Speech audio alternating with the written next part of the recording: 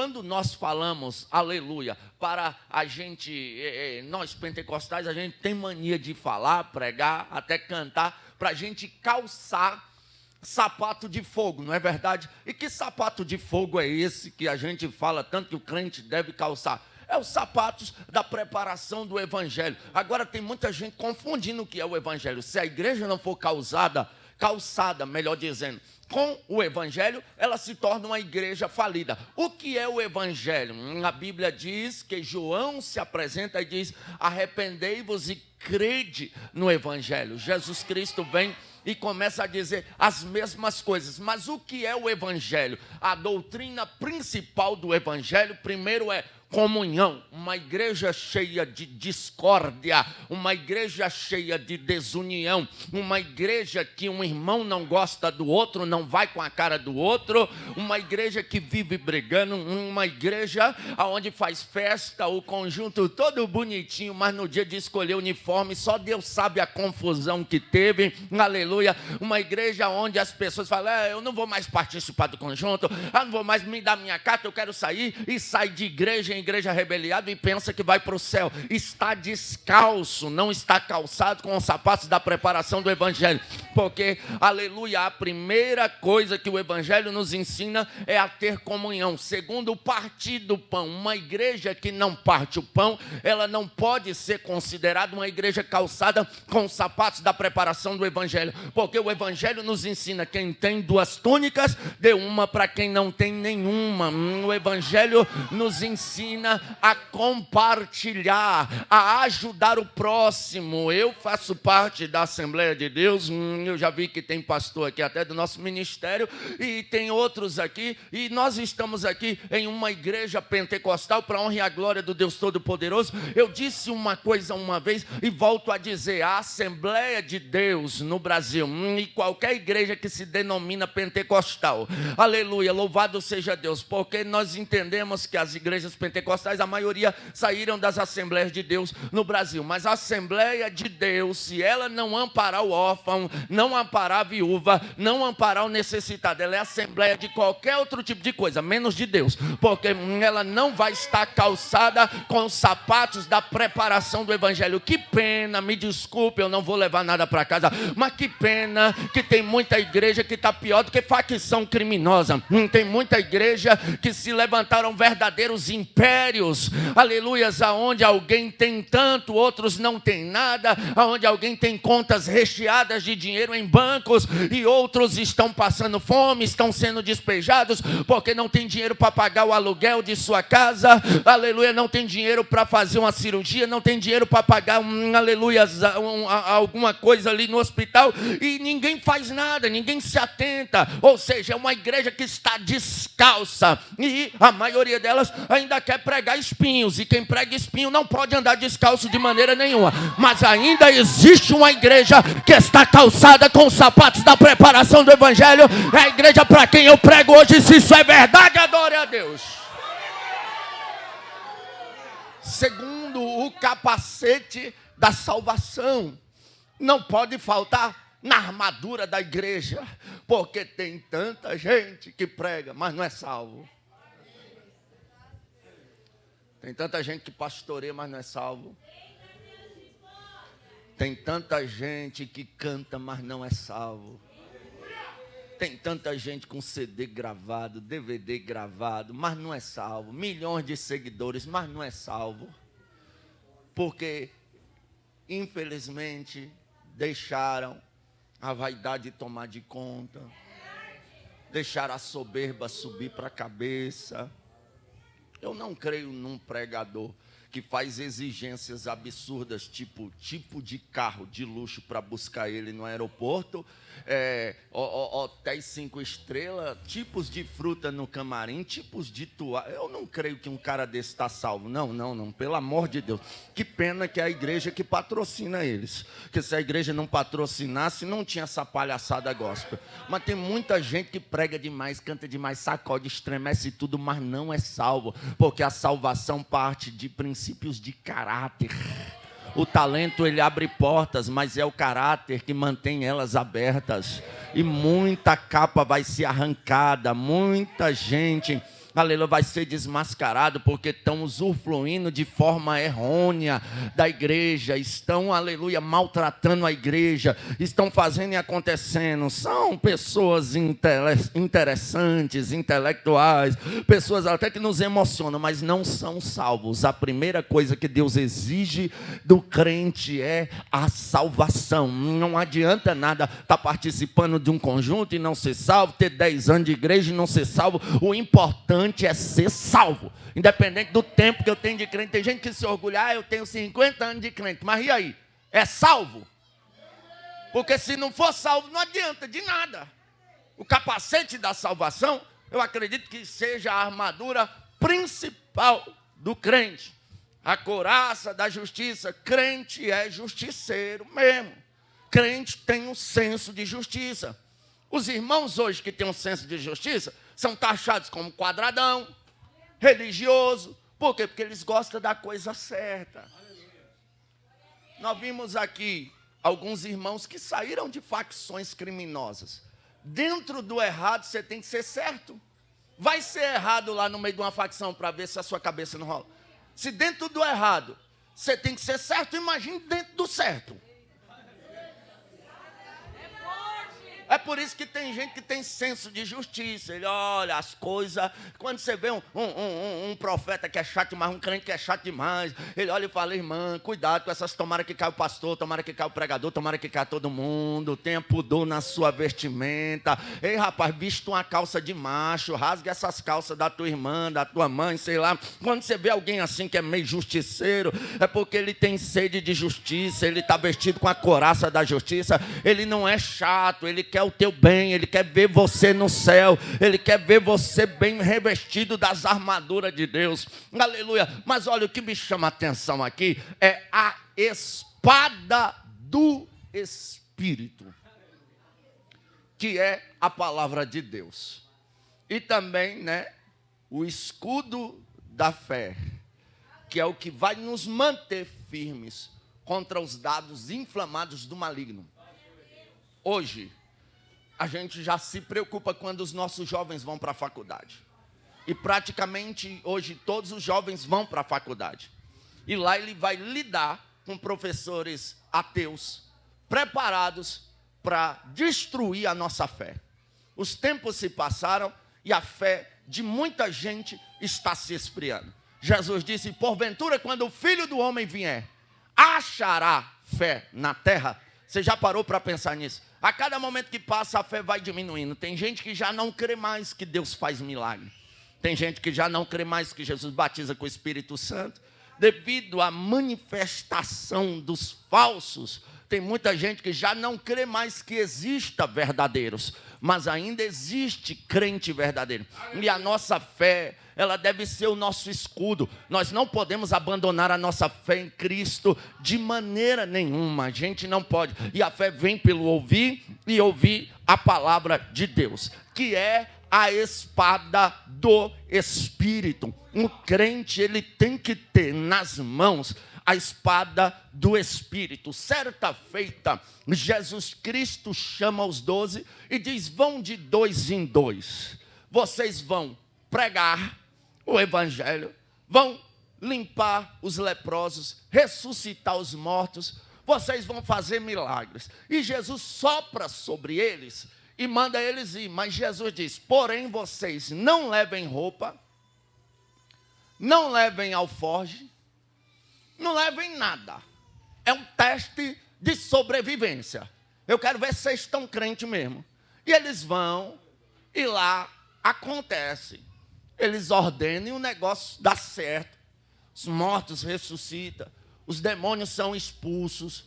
Eles voltam tudo felizes. Mestre, em teu nome até os demônios nos sujeitam. Aí Jesus já fala logo, mas e o capacete da salvação, está em dia? Porque não vos alegreis, porque os demônios saem em meu nome. Mas antes vos alegreis, pelo vosso nome está escrito no livro da vida.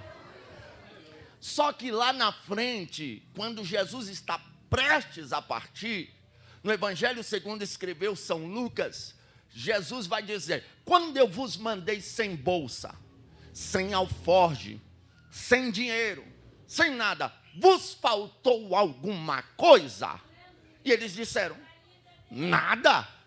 Jesus disse, porém agora, quem não tem bolsa, tome. E também o alforje. Porque eu mando vocês ir na prova também. Mas chega uma hora que eu mando vocês receber também pelo trabalho prestado. Porque Jesus não deve nada para ninguém. Então existe um momento que a gente vai pregar sem bolsa, vai pregar sem alforje, vai fazer a obra sem ganhar nada, é na prova, no vale. Quem não passou isso no início da sua caminhada, no início da sua trajetória? Mas chega um momento também que Jesus fala, agora pega a bolsa, meu filho, pega o alforje que eu vou encher para você, que eu vou honrar você.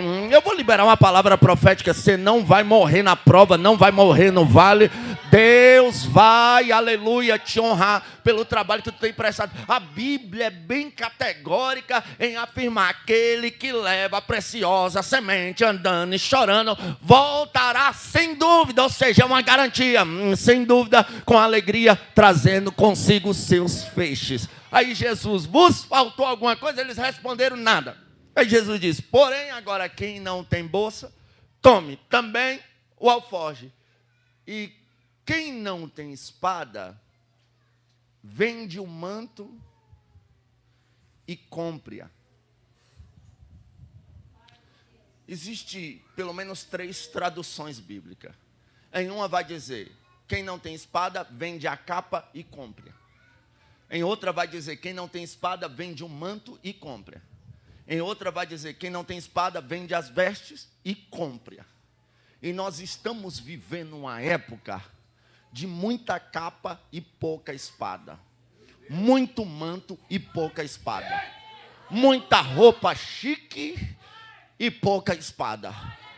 E Jesus está nos chamando a atenção para a gente adquirir espada. Aí eles pegam 2 espadas e trazem. Mestre, temos aqui 2 espadas. Jesus olhou e disse, basta, vocês não estão entendendo o que eu estou falando. A espada é do Espírito. Vocês precisam.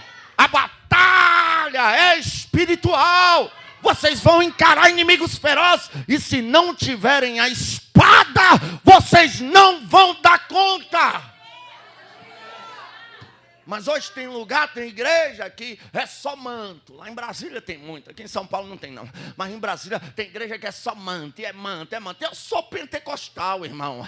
Assembleiano roxo, forjado no meio das irmãs de ciclo de oração. Aquelas velhinhas do coque que um hino da harpa com elas resolve. Eu sou forjado no meio delas. Aleluia. Eu gosto do manto, mas eu ando preocupado, porque tem igreja que é só manto, manto, manto, manto, manto, manto, manto, manto, manto. Quando termina o culto, e aí você ouviu a mensagem, foi tanto manto que eu não vi, foi nada. Aleluia. E igreja que só tem manto e não tem espada se torna uma igreja fanática. Aleluia. É nesse tipo de igreja que surge uns revelamentos sem base, sem fundamento. É nesse tipo de igreja que você vê profeta profetizando marido para mulher casada. Aleluia, mulher para homem casado. Profeta profetizando não sei o que lá. É nesse tipo de igreja que você vê cada coisa sem base. E é só manto. E é manto, manto para lá, manto para cá. Mas aí você pergunta de Bíblia, não sabe.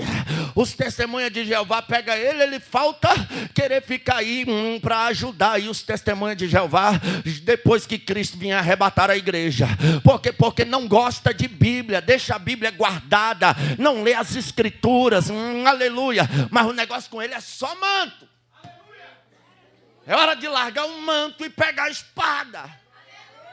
Em outros lugares é roupa. Tem igrejas que parecem desfiles de moda, quando não são desfiles de sensualidade. Roupas para chamar a atenção. É tanta roupa bonita. Mas e a espada? Onde é que está? Onde é que fica? E a Bíblia? Compre as roupas que Deus te der condição. E não compre só para você, não. Compre para você, compre para alguém que não tem. Ande bem vestido, porque isso é coisa de Deus. Deus dá para os crentes, sim. Mas cuidado, para a gente não priorizar aquilo que é acréscimo e deixar como acréscimo aquilo que é prioridade. Aleluia, a prioridade na vida do crente, o crente tem que ter estrutura bíblica. Ah, pregador, mas eu não sei ler. Isso era desculpa para os crentes de 10, 15, 30 anos atrás. E olha, eles não sabiam ler não, mas sabiam de Jesus, viu? Aleluia. Não tinham assim um conhecimento bíblico que nós temos hoje, mas aonde eles estavam, estava Deus. Onde eles falavam, falava Deus. Eles prestavam atenção em cada momento da palavra. Hoje não tem desculpa, não sei ler. Não sabe ler, mas tem aplicativo de jogo no teu celular, tem aplicativo de novela no teu celular, tem aplicativo de não sei o que lá no teu celular, só não tem um aplicativo de Bíblia em áudio, pelo amor de Deus. Aleluia, não há desculpa hoje, a facilidade está em nosso meio. Aleluia, louvado seja Deus. Outra coisa, né, que Jesus vai dizer, olha, em uma tradução, vende a capa e compra a espada. Como eu disse, tem muita capa sobrando e espada faltando em muito lugar. Crentes mascarados, crentes que são crentes na igreja, mas fora só Deus sabe. Pregadores que são uma bênção em cima dos púlpitos. Obreiros que são uma bênção quando estão em cima de um púlpito, com a biblinha na mão, gravatinha, terno passadinho, mas maltrata a esposa em casa. Oprime a serva de Deus em casa. Mulheres que aqui na igreja, onde estão as mulheres de Deus, mas chega em casa, é rixosa, birrenta, barraqueira, gosta de um barraco, gosta de fazer fofoca, gosta de disse-me-disse, gosta de... tem mulher que taca até panela na cabeça do marido, irmão. O sangue de Jesus tem poder. E estão travestidos com uma capa, mas Jesus, ele é especialista em arrancar capa. Aleluia. Nós temos que deixar as capas de lado e assumir a responsabilidade.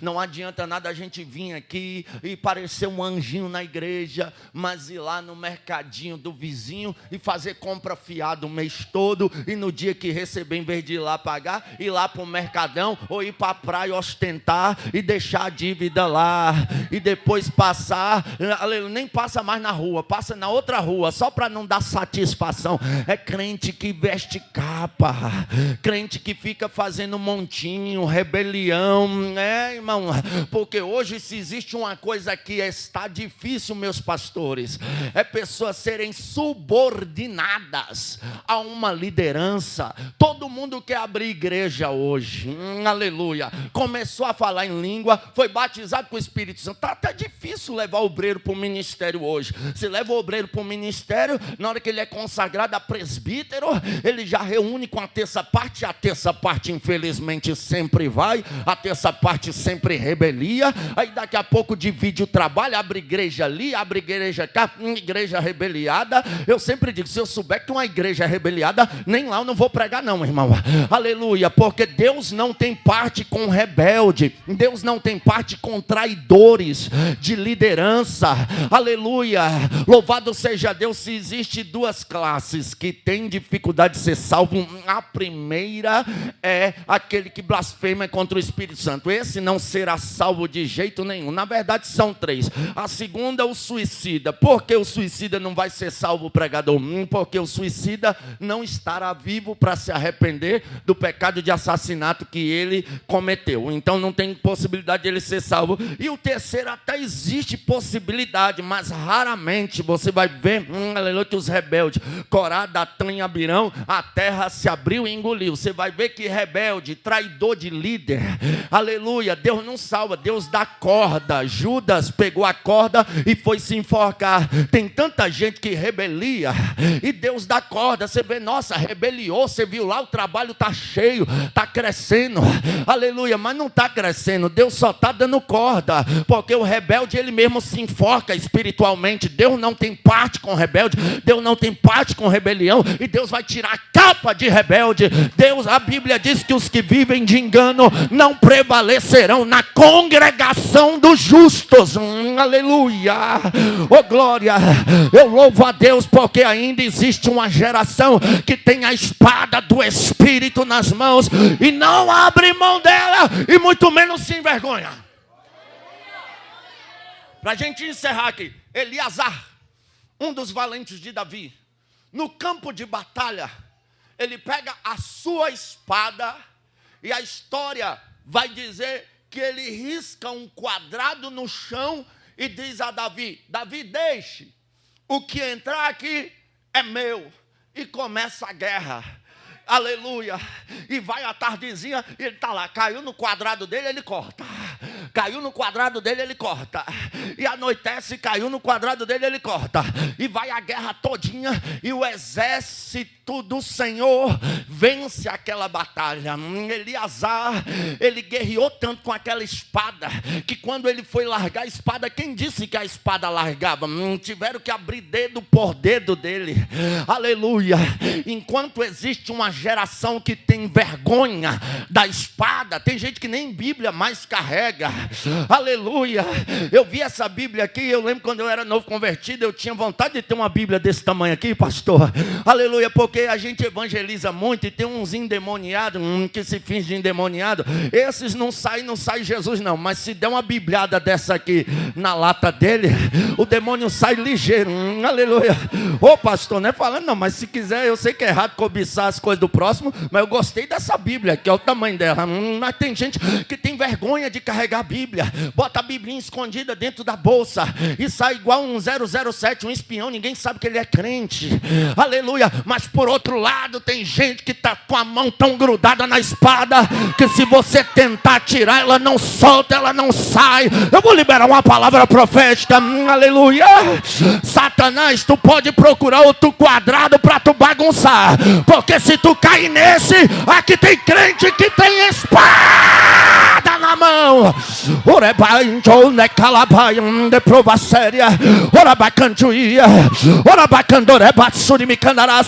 Avivamento vem pela palavra, avivamento vem pela espada, vem pela espada. Seja cheio.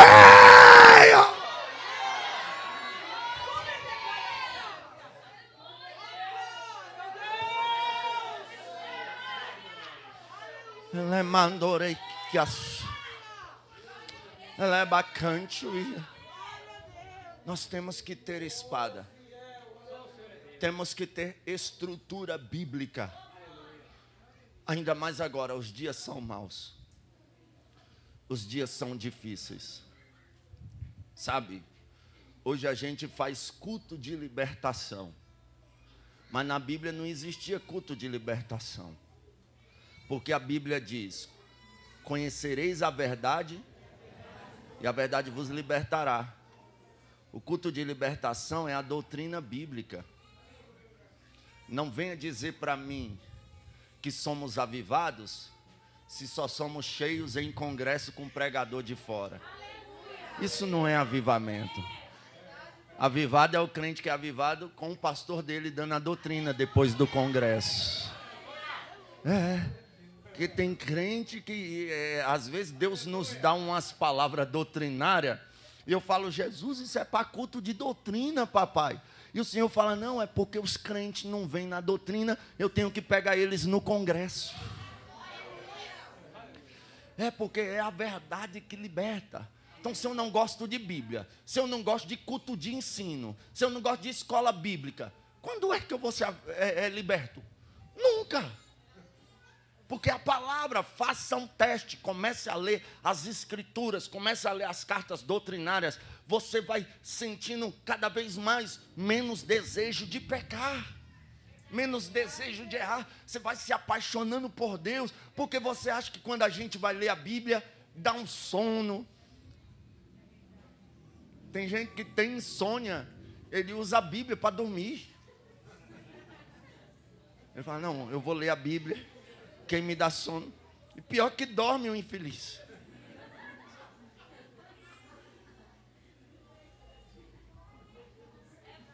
Aleluia. Isso é perigoso. Nós temos que nos dedicar mais, se esforçar um pouco mais. No presídio você vê preso, lendo a Bíblia 24 horas. E nós aqui temos toda a liberdade. E às vezes pegamos pouco na Bíblia. Ficamos desarmados. E olha, irmãos, virão tempos difíceis, né? Nós já estamos vendo amontoar para si doutores segundo suas ímpias concupiscências, os quais causam divisões sensuais na igreja, que não têm o Espírito, né? Paulo vai dizer que também amontoarão doutores conforme suas concupiscências, que ensinarão fábulas. Um dia desse, eu vi alguém pregar sobre o Rei Leão, falando, e ele usou aquilo. O que é um animal falando? É uma fábula. A gente aprende isso na 4ª série. As fábulas são animais falantes, né? Então a gente tem que ter cuidado. Outro pregador se vestiu de chapulim colorado e foi pregar. Se vestem de super-homem, cultos de criança. É normal a gente ver palhaços pregando o evangelho. E isso não pode acontecer. Jesus não se disfarçou de palhaço. A mensagem de Jesus não tinha uma mensagem para as irmãs, não tinha uma mensagem para os varão, não tinha uma mensagem para os jovens, não tinha uma mensagem para as crianças, não. A mensagem de Jesus era uma só, e vinham os varões, vinham os jovens, vinham as irmãs, vinham os irmãos, e até as crianças vinham ter com ele. O que a Bíblia não fizer, nada mais faz. E nós vamos ver agora, nós estamos cheios de tribuna, que já não cabe mais lá um pregador do evangelho, não, que tem a espada do Espírito, não. Tem que ter lá um coaching para dizer que você é o ursinho carinhoso de Deus. Sem falar nos stand-up, né, que fica contando piada no púlpito da igreja, fazendo chacota com as coisas santas. Aleluia. Aí a igreja entra em decadência, falência. Tem igrejas que já não têm avivamento bíblico, não tem espada, aí eles ficam dependentes de quê? Máquinas de fumaça, jogos de luz, pegam uma batida lá do mundão, inverte ali a letra, põe uma letra falando de Jesus, e a galera remexe a carne, remexe isso e aquilo, aleluia, e o povo morto espiritual, e Jesus está voltando. Nós temos que ter a espada do Espírito. Por quê? Porque as armas das nossas milícias, elas não são carnais, elas são espirituais, é contra as hostes celestiais da maldade. Não adianta a gente querer trazer um movimento carnal para a igreja, para ganhar almas. Não vamos ganhar, só vamos juntar massa, e não é isso que Deus quer. Está na hora de a gente pegar a espada do Espírito, está na hora de a gente assumir as armas da nossa milícia. Sabe por quê? Porque uma 12, seja ela de um tiro só, ou de repetição de vários tiros, calibre 12, aleluia, o tiro dela tem poder de matar o vivo. O 38 tem poder de matar o vivo. A peixeira tem poder de matar o vivo. Aleluia, o facão, a foice, as armas brancas tem poder de matar o vivo. Os canhões da Rússia tem poder de matar o vivo. Os mísseis tem poder de matar o vivo. Aleluia, louvado seja Deus. Oh glória. Aleluia. As bombas nucleares que as grandes potências têm poder de matar os vivos. As metralhadoras israelenses têm poder de matar os vivos. Tanques de guerra que andam na água e andam na terra têm poder de matar os vivos. Os lançadores de granada têm poder de matar os vivos. Mas a sacrossanta Bíblia, a arma da nossa milícia, ela tem poder de dar vida ao morto. Ela tem poder de dar vida ao morto. Ela tem poder de dar vida ao morto. Aleluia.